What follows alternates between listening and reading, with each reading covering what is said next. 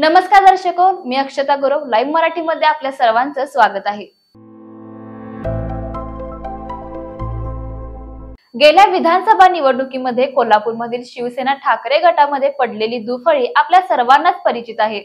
ऐन निवडणुकीच्या तोंडावर सुजित मिंजेकर, मुरलीधर जाधव यांनी वेगळी कारणे देत ठाकरे गटाला रामराम ठोकला होता।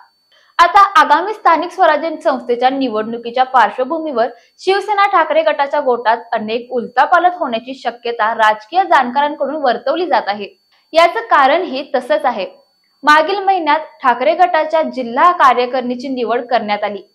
पक्षात सर्व काही अलबेल आहे, कोणतेही मतभेद नाहीत असा सूर जिल्ह्यातील सर्वच नेत्यांनी आळवला।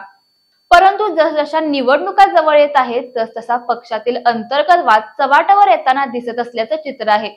शिवसेना ठाकरे पक्षातील पदाधिकाऱ्यांच्या नियुक्तीनंतर कोल्हापुरात शिवसेना ठाकरे पक्षामध्ये मोठं वादळ निर्माण झाल्याचं पाहायला मिळालं होतं।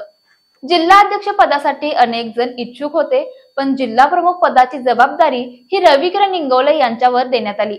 त्यामुळे अनेक शिवसैनिकांनी आपले नाराजीचे सूर व्यक्त करून दाखवले। या इच्छुकांपैकीच हर्षल सुर्वे यांनी ठाकरेंची साथ सोडून शिंदे गटात प्रवेश केला, तर संजय पवार यांनी देखील आपल्याला विश्वासात न घेता जिल्हाध्यक्षपद निवडल्याचे उघडपणे बोलून दाखवलं होतं। त्यांनी पक्षाकडून मिळालेले उपनेता पदाचा राजीनामा देत आपण यापुढे पक्षात शिवसैनिक म्हणून काम करणार असल्याचं जाहीर केलं होतं।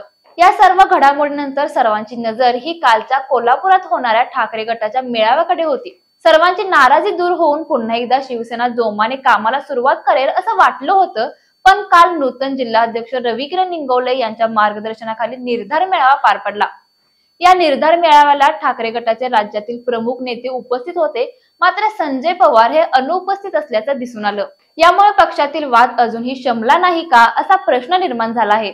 या निर्धार मेळाव्याला उपस्थित असलेल्या शिवसेनेचे माजी खासदार विनायक राऊत यांनी संजय पवार हे त्यांच्या नातेवाईकांच्या रक्षा विसर्जन कार्यक्रमाला गेल्याने ते उपस्थित नसल्याचं सांगितलं। परंतु या गोष्टीमध्ये किती तथ्य आहे हे आता येणारा काळच सांगेल। पण स्थानिक स्वराज्य संस्थेच्या निवडणुकीच्या तोंडावर शिवसेना ठाकरे पक्षातील हे वाद असेच राहिले तर कदाचित याचा मोठा फटका ठाकरे गटाला बसण्याची शक्यता आहे। संजय पवार यांच्या अनुपस्थितीमुळे मात्र कोल्हापूरच्या राजकीय वर्तुळात उलटसुलट चर्चांना उधाण आलंय हे मात्र नक्की।